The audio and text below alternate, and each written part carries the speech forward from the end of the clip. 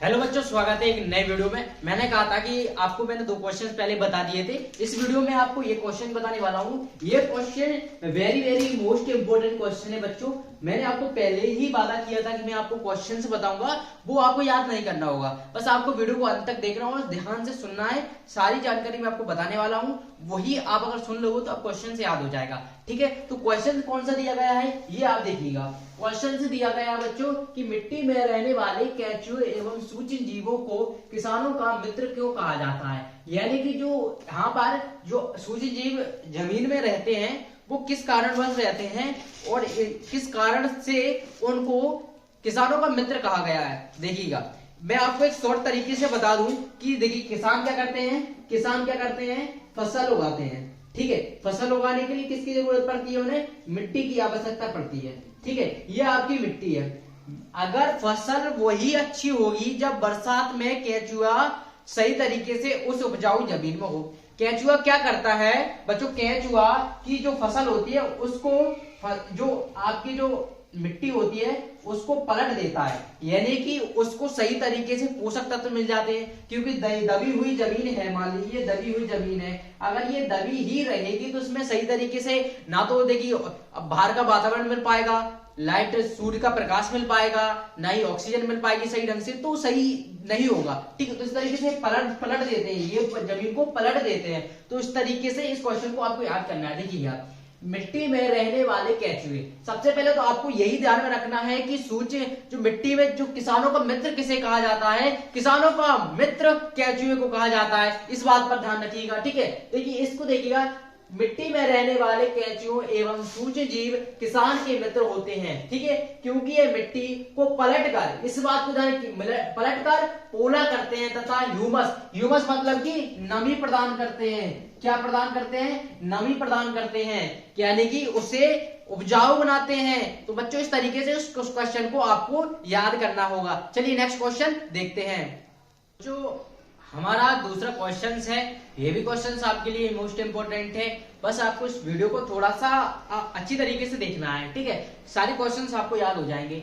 ये दिया गया है, फसलों का वर्गीकरण किस आधार पर किया जाता है। देखिए बेसिकली क्या होता है बच्चों, आप लोग फसल तो देखिए सभी किसान बैकग्राउंड से आते हैं, फसल सब करते हैं।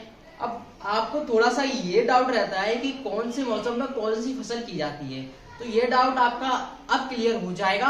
बस थोड़ा सा आपको पेशेंस रखना है, यानी कि थोड़ा सा वीडियो को अंत तक देखना होगा। ठीक है, देखिएगा फसल का यहाँ पर देखिएगा, फसल यानी कि फसल दो प्रकार की मुख्यतः कई हैं, लेकिन एक तो वो जायद की होती है, लेकिन आपको इतना ध्यान नहीं रखना है। ठीक है, मुख्यतः आपकी दो ही फसलें होती हैं। एक खरीफ की फसल देखिएगा, एक होती है आपकी खरीफ की फसल।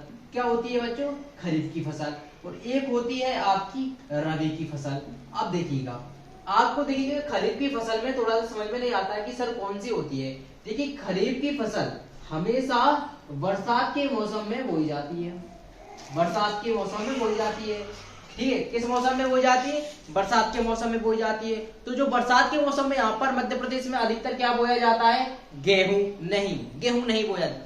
क्या बोया, सोयाबीन, क्योंकि हमारा मध्य प्रदेश है सोया स्टेट कहलाता है, सबसे अधिक क्या होता है सोयाबीन। तो यह हमेशा पता है कि बरसात के टाइम में होता है कि इसके लिए पानी अधिकतर चाहिए, और धान के लिए भी पानी चाहिए। खरीफ फसल हो गया। दूसरी होती है रबी, यानी कि रबी आपसे समझ सकते हो, रबी यानी कि इसमें सूर्य का प्रकाश आवश्यक है, यानी कि ठंडा भी चाहिए और गर्मी भी चाहिए। तो ये आपकी गर्मी और ठंड के बीच में बोई जाती है। इसमें देखिए आपकी गेहूं बोया जाता है, गेहूं और चना बोया जाता है, जो अभी वर्तमान में चल रही है फसल। और इसमें देखिएगा आपकी अलसी हो जाएगी।